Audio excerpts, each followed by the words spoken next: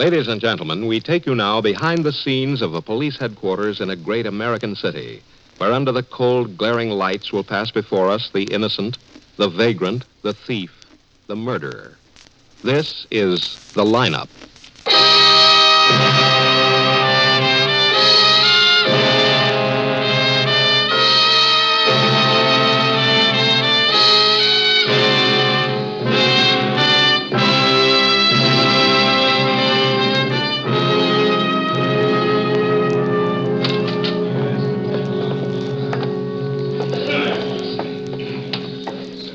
Sit right here, Mrs. Denny, next to me.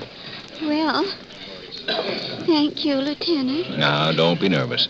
The people on the other side of the screen are the ones who are supposed to be nervous. They can't see us on this side? Not a thing.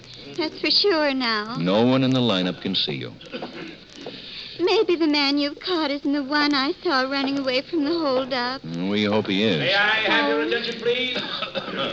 You people out there on the other side of the wire in the audience room, may I have your attention, please? Thank you. My name is Greb, Sergeant Nat Greb. I'll explain the lineup to you. Each of the suspects you will see will be numbered. I'll call off a number, their name and charge. If you have any questions or identifications, please remember the number assigned to the prisoner as I call his name. At the end of the line, when I ask for questions or identifications, call out the number. If you're sure or not too sure of the suspect, have him held. The officers who took your name will assist you. They're seated among you. Please be prompt with your questions or identifications. When the prisoners leave here, they are sent to the washroom and dressed back into their jail clothes. It makes it quite difficult to bring them back after they leave here. The questions I ask these suspects are merely to get a natural tone of voice, so do not pay too much attention to their answers as they often lie. Bring on the line. All right, this way, boys. Move it up to the end of the stage. That's it, keep it moving. Move it. All right, now turn and face front, hands to your sides, look straight ahead. Ahead, Inch, not at your feet. Yes, you, number 3. Yeah. Okay, now, suspect. Where do you live, Frank? Live? Who lives? I exist. No beefs, just tell us where you live. Got a one room at, Pendleton Arms. Get too hot for you in Detroit, Frank? Who's been in Detroit? Who sold you the gun you were carrying without a license? I wouldn't know. Some guy in Detroit. Self-defense is all, Sergeant. I never shut off that gun. That's a straight goods. Get your hands away from your face. Just scratch it. Number 2, Boaz Drager, alias Bose Drager, alias Bose Aggard. Suspected of armed holdup. Where do you live, Boaz? Shack by the river. A shanty town, sort of. Where were you last night, Boaz? We didn't find you home. I was sitting up with a friend, sick friend. Yeah, we got him, too. How'd he happen to have that slug in him? These guys are always in bad. We got it out of him. What, the slug? The story of the slug. You're in the clear on that anyhow. Something out of place happened last night? Where did you get all those names of yours? Boaz, Bose, Boss? People are stupid. They can't pronounce. With the dragger, and Aggard, I did that. Aggard is dragger backwards. See? Uh-huh. I wasn't any place I didn't ought to be last night. What happened? All right, Bose, all right. Number 3, George Inch, carrying concealed weapons. 5 years, state penitentiary for armed holdup and armed assault. Well, is it one stretching up, George? My lawyer's coming down. Your lawyer? Well, you've gotten class since we last talked to you. See my lawyer. What's your lawyer's name, George? I got nothing to say.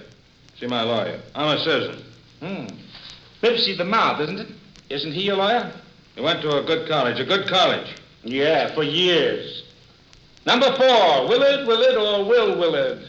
Hold-up suspect, disorderly conduct, assaulting an officer, resisting arrest. Well, where do you work, Will? Hill and Ninth, car park. Quite a celebration in your hotel last night, wasn't it? Yeah, it was somebody's birthday. The landlady said some shooting was going on. Oh, it was just a noisy party. Nobody got hurt. Him? Why did you try to beat up the patrolman who arrested Sergeant Graham. I'm sorry. Yes, Lieutenant? Number 4, hold for interrogation.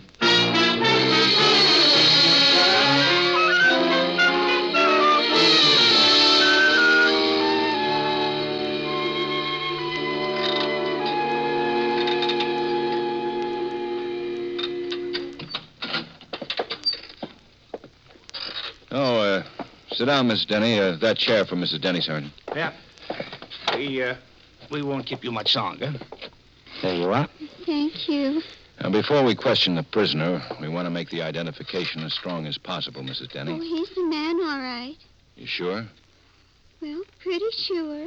It was rather late at night, wasn't it? 11 p.m.? How did you happen to be parked outside the drugstore? Oh, I was parked across the street.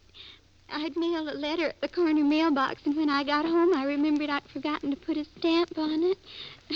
And it had to go out last night. Oh, you were waiting for the mailman to make his pickup then? Yes, sir. I was waiting to see if I could get the letter back to put a stamp on it. You saw this wiry little man go into Horn's drugstore? Yes, Sergeant. Then I saw him come running out and run down the street. Mm-hmm. Well, did he have anything in his hand? Carry anything at all? You mean a gun? Anything. Oh, I don't remember. I just remember him. It's light near the store windows, and it was that little fellow you had on the stage today. The lineup is what we call it. I'm almost sure it was him. I made a point remembering him. Well, why, Mrs. Denny? Mrs. Denny, there have been descriptions of the cigar box bandit in the papers, how he operates, what he looks like. You must be careful not to let those descriptions influence you. No. Well, it's possible for a witness to... No. That was the man I saw run out of the drugstore. I'm not saying I saw a gun or the cigar box, but I saw that man. Did he have a cigar box under his arm? I didn't notice. Oh, excuse me. Yeah? I got the prisoner out here when you want him, Lieutenant. Good, I'll call you. Can I go? I'd better go. Take that other door, Mrs. Denny. I'll show you, Mrs. Denny. It's just my husband keeps on worrying Well, about now, it. you tell him not to. There won't be any trouble, and you've been a fine help. Goodbye. Well, I just... Goodbye. I think she knows what she saw, all right. But the suspect hasn't got a record. It's pretty cold, Ben. I've been through their modus operandi files. Nothing? Paper bag robbers, Mutton Jeff robbers, put it in the hat robbers. But nobody who shoved a cigar box at the victim and told him to fill it up. Well, it's the same general family. No cigar box, huh? Yes, sir. Bring him in, Quine. Yes, sir. Well, I hope this is our guy, Matt. I wish he had a record. He's pretty cold, Ben. Here he is, Lieutenant. Thanks, Quine. Stick around. All right. Have a chair, Will. Yeah, thanks, sure. Cigarette? What kind you got? No, that ain't my brand. Sorry. Well, what's the occasion, boys? Oh, we just want to ask you a few questions. What were you doing about 9:15 last night, Will? That all you want to know? A couple of other things. 9 o'clock last night. Where were you then? You said 9:15 the first time. Between 9 and 9:30. Well, the stick-up was later than that. How did you know that, Will? The other man in my cell says I look just like the cigar box bandit. He said the guy stuck up another drugstore around 11 o'clock last night. That makes about 30, don't it? 37. Very good. All right. And where were you around 11 last night? Well, I wasn't parking cars. That is, just my own, that is. I had a date with my girl. Are you off every Saturday night, Will? Oh, I'm off every Saturday night sometimes. And what do you mean by that? Well, some months here every Saturday night and some months not. That's a bollocksed up schedule, changing help all the time. You're on, you're off. You're on, you're off. You never know one day to the next if you're on duty or not. When'd you get back to your flat last night? Oh, see, I don't know. It's around 2 a.m. Picked up some friends and their dates, and we had a little party. What about the gunplay in your hotel room last night, Will? Oh, you know that landlady, oh, boy, she's a case. Honest, she's a mental case. Because she objects to shootings? Who got shot? There wasn't even a gun around. So, you don't smoke cigarettes, eh? Well, I don't smoke your brand. But what I don't smoke is cigars. Any kid can get an empty cigar box. He doesn't have to smoke it empty. Tell you what I'll do. I'll give you my girl's number. You call her. You ask her where I was last night during the holdup. That a deal? Check that, man. Right. Susquehanna 425 Ort. Hey, Sergeant, you married? Well, this girl of mine, she's dynamite. Dynamite. Yeah, we'll put a man from the bomb squad on it. Ooh, that's very good. How long you lived here, Will? Well, born and raised here. Went to Packard grade school, Stupid Junior High, Maxwell Fisher Senior High. I did a year in Spooner Business College. You can check it. Parked with your girl around 11 last night, huh? Yeah, just about. Where? Observatory Hill. You can ask her. Ruth Hurley, that's the name. Susquehanna, 425 Say, think our names will be in the papers? Now, this is only an interrogation. Oh, we don't mind. The name is Willard. That's sort of an interesting name, ain't it, to spike a story with? Willard? This is just a routine questioning. No news value at all. Well, now, wait a minute. Sure, some paper can get something good out of that, false alarm. Kid the public. You've been identified as the man who held up Horn's drugstore late last night. Oh, go ahead. That's silly. By Horn himself? No.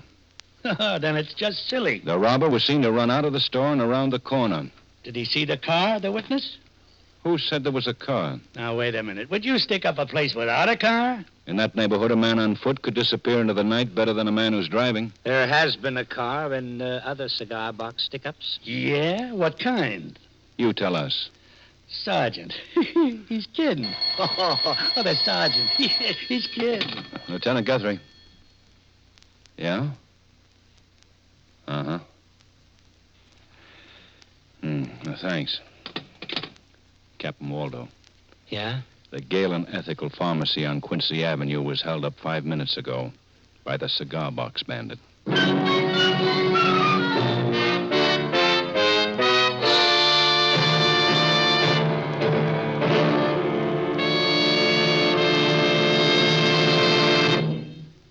High prices are more than just a nuisance. They can wreck our economy and seriously injure every one of us.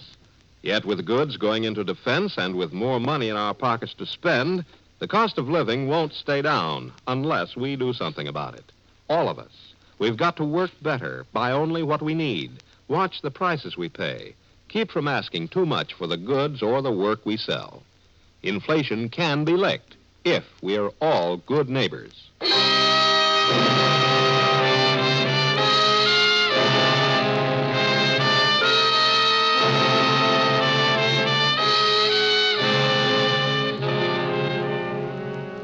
I tell you, that guy's a fake. He's a dirty, low-down fake. Who's a fake? The bandit? What do you mean, the bandit? I'm the bandit. I originated the cigar box idea. I stuck up all those other drugstores. I've been cleaning up, and nobody could lay a finger on me. So where does this phony come in? If this is a confession, we'd better get the stenographer in. I'm not confessing anything. I'm telling you that this other guy is strictly a phony. And I'll go before any guy I ever stuck up and have him identify me as the one and only genuine cigar store bandit. And that's an offer. Well, what do we do, Ben? Quine, you show Mr. Willard back to his cell. Come on. Thanks, Lieutenant. The low-down crust of that crumb, that bum. What do you think of that? Some guy says he's a cigar store bandit. Hey, what do you say your name is? Quine. Oh, Quine, thanks. Well, Crank. real psycho. Woods are full of them. Had to happen. Cases like this pull 'em. Yeah, but Mrs. Denny identified him. Of course, she could make a mistake. Yes, she could, Matt. Turn 'em loose.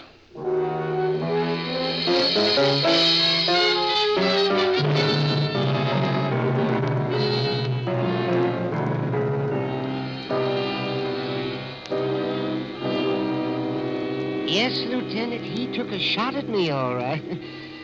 He hit me right here in the chest. He smashed my hearing aid device.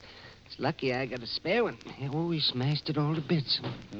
You were lucky, Doc. Where were you standing when the bandit came in? Well, I was right here. I was counting up after a hard day in the store, trying to concentrate on filling prescriptions and doing business and listening all the time. It's a relief to close up. I turn off my hearing aid and count up. Oh, my, it's a wonderful relief. Silence. I wouldn't like to have all my hearing back. And then the bandit came in? I didn't hear him. I saw him and opened the door. First thing I know, he's pushing this little pistol into my chest and saying something. Well, naturally, I held up my hand. Naturally. Well, gentlemen, he gets positively red in the face. And I know he's screaming something at me, so I put down one hand and I reach under my coat to turn up my hearing aid. Uh-oh. Well, he whirls around. He stops at the door with the nastiest look on his face. And he fires once, and then he runs out. What kind of a gun was It it? was a very small gun, 22. My boy shoots a bit. He has a 22. A 25, we think, from the slug. Ballistics has it. It doesn't tally again, Ben. It's a different gun from the last time. Maybe he's got a lot of guns. Oh, it was just a little gun. Oh, luckily it was a little gun. Well, how did the man look? Oh, he was small, wiry, dark eyes. Oh, and he kept looking around. Brown tweed coat, brown hat. I was pretty excited, of course. That's our boy. Dirty cigar box? He never got to shove it at me, but he had it under his arm, all right. That's him, Ben. That's our boy.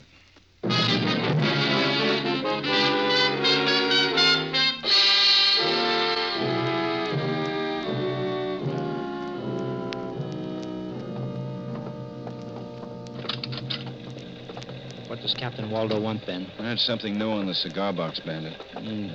Number 39? Incidental intelligence.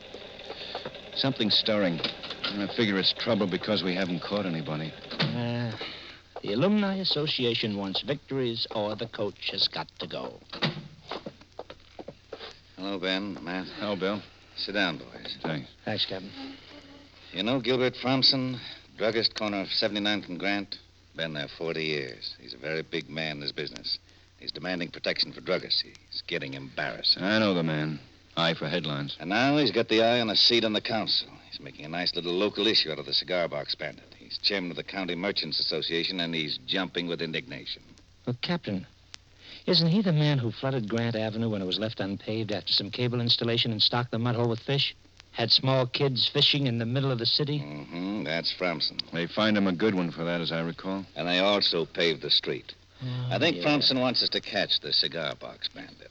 We can't put a policeman in every back room in every drugstore in town every night. Fromson just wants us to catch the man. See if he can soothe the fevered brow. He's expecting you, boy, so calm him down, will you?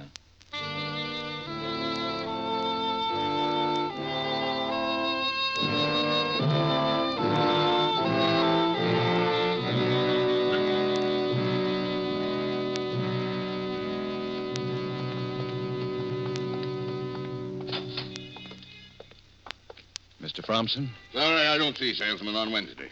I'm Lieutenant Guthrie. This is Sergeant Greb, police headquarters. Yes. Captain Waldo said I could expect you. We'd like you to know and to pass on to your association that we're putting forth every effort to catch the cigar box bandit. Yeah, well, it's a shame and an outrage, gentlemen. A shame and an outrage. We've been assigning I'm the details to... chairman of the County Merchants Association, of which there are 1,100 active members. And we're up in arms about this shame and outrage. We understand how you feel, 1,100 members, professional men, family men. They're citizens, mind you, citizens. They're furious. What's being done about it? I ask you, what is being done about it? Policemen are being stationed... Policemen. We're putting every officer we can spare into the back rooms of drugstores, Mr. Fromson. Well, I've a drugstore. What about my back room? Just for example. That's our assignment, Mr. Fromson. Sergeant Greb and I intend to spend every night this week in your prescription room, starting right now. Is that so? The brass, eh? Well, I'm flattered, Lieutenant. Now, if you'll show us your back room and the peepholes, we'll go to work.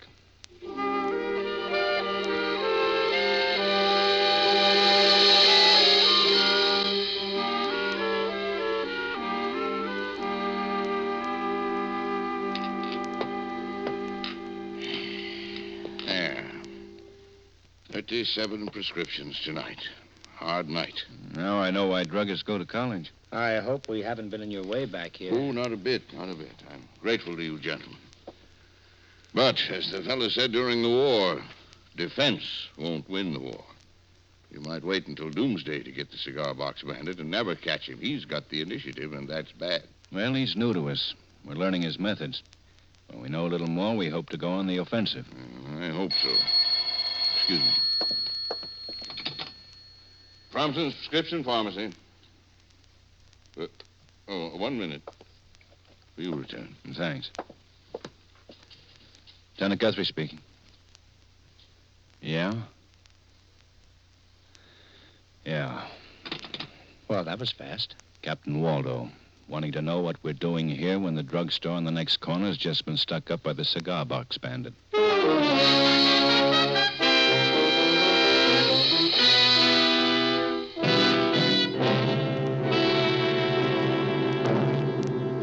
We are making progress, Bill. In spite of our failure to lay our hands on cigar box, I insist that we're making progress. Then why aren't you captain and me chief of police? Bill, we've told you. We've had to wait and watch and study.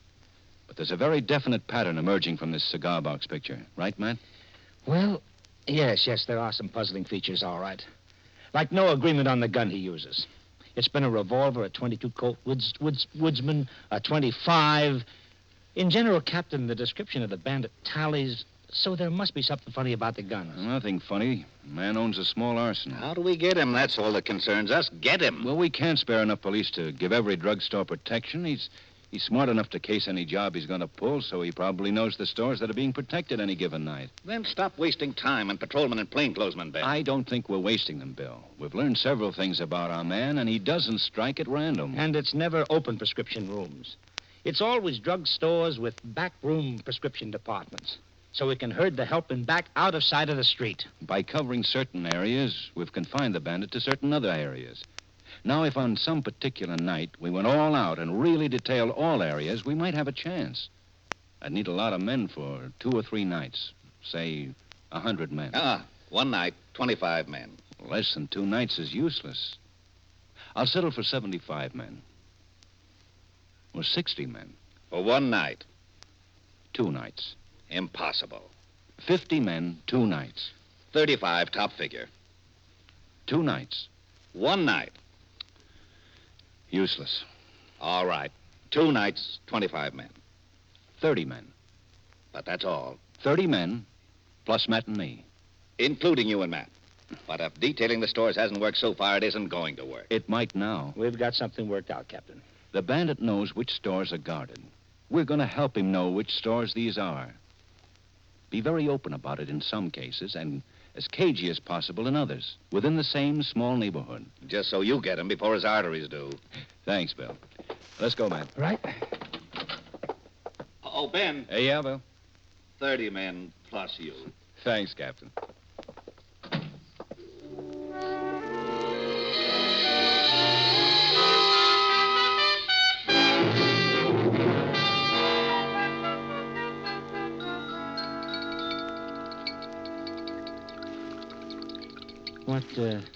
What's that you're mixing up now? Tincture of hyoscyamus, potassium citrate, and elixir of lactated pepsin. Now you know as much as I do. How long does it take someone to learn to be a lady pharmacist?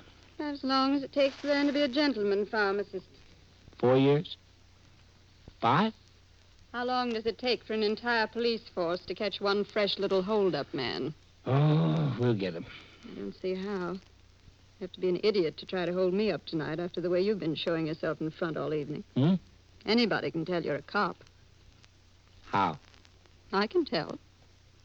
How? Don't answer that. Well, you're not going to catch anything back here. Well, maybe you're right. Now, we had a protest vote at our last meeting. Huh? Village pharmacy. Now, one moment, please. For you, Sergeant Greb. Thanks. Hello? Oh, hello, Ben. Oh?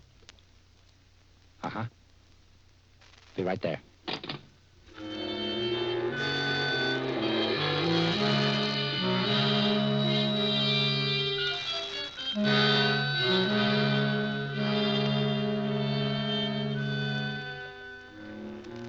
No, I'm not nervous, Lieutenant. Not too nervous to cooperate.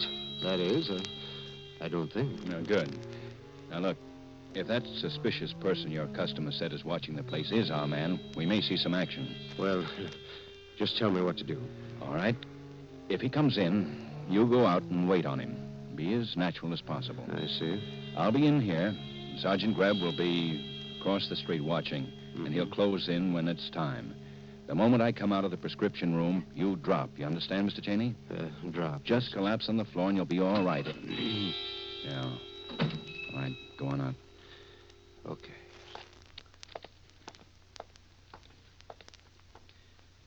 Good evening, sir. Say, what do you got for a toothache, Doc? Well, is it a small cavity or a large one? Well, it's just a toothache. I don't know. Well, I can give you some oil of clove. All right, and you can put it right in this box. Well, I don't understand. This is a stick up. Now keep your hands down. All right.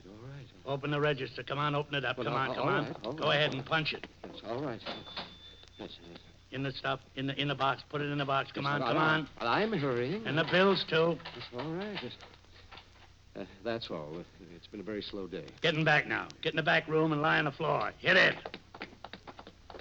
Drop, Cheney. Cup. lousy cop. Stop or I'll drop you. Stop. Sure, I'll stop, sure. Stay low, Cheney. Yeah, stay low. Stay low, the both of you. Who's gonna shoot who, copper? Say it again, huh? Who's shooting who? This is a pretty good little soda fountain, don't you think so, copper? Look out, Matt. He's behind the soda fountain. Did you get him, Matt? Yeah, in the side. He knocked him out. He's all right. Let me go! Get down, Matt. Came from outside. Yeah. There, behind the mailbox.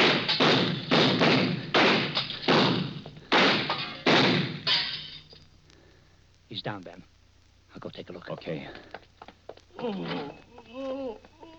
Take it easy. Take it easy. He's dead, Ben. It was Will Willard. Here's his gun. A Colt Woodsman. That's the answer, Matt. There were two of them. Oh, yeah, that's it. Two of us, copper. But we had you cops guessing, didn't we? Brothers? Yeah, sure. Twins. No wonder they look alike, Ben. Sure. He'd do a job, I'd do a job. He'd do a job, I'd do a job.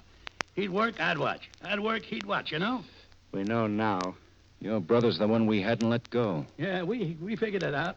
Whoever you caught, he'd stall around until the other one pulled a job. Then the caught one, he'd confess. Pull a crank act, get me? Confess. You know what I mean? Yeah. You think maybe that was a smart gag, huh? That was nothing. Willie had better ones, you know? Yeah, well, tell us in the prowl car. Willie was a smart boy, you know? Yeah. That's why he's so dead now, because he was smart. You know?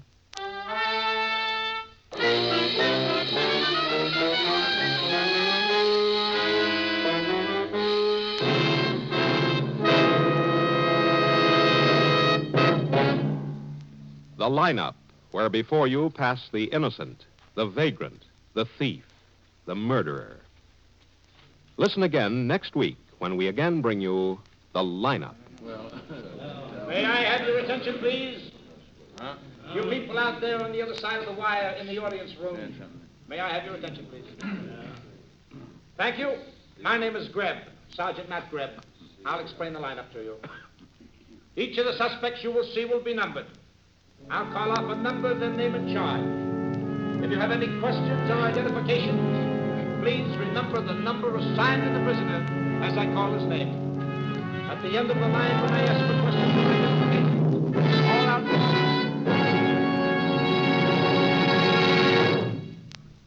The lineup, starring Bill Johnstone as Lieutenant Ben Guthrie and Wally Mayer as Sergeant Matt Greb, was written by Milton Geiger with music by Eddie Dunstetter.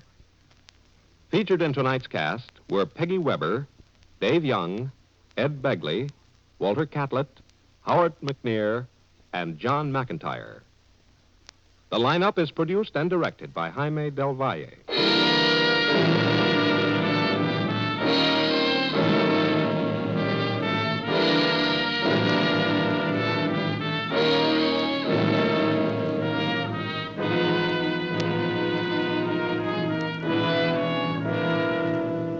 An hour of new music and an hour of dramatic highlights of the news. They're yours on most of these same CBS stations every Friday night. Jan Murray is on hand with his new songwriters and their songs for sale.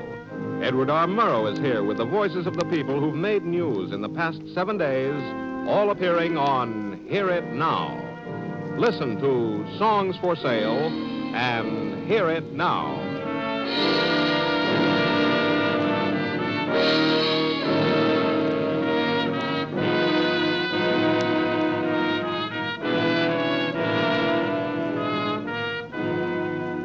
Joe Walters speaking. This is CBS, where the Jack Smith, Dinah Shore, Margaret Whiting show is heard every weekday evening, the Columbia Broadcasting System.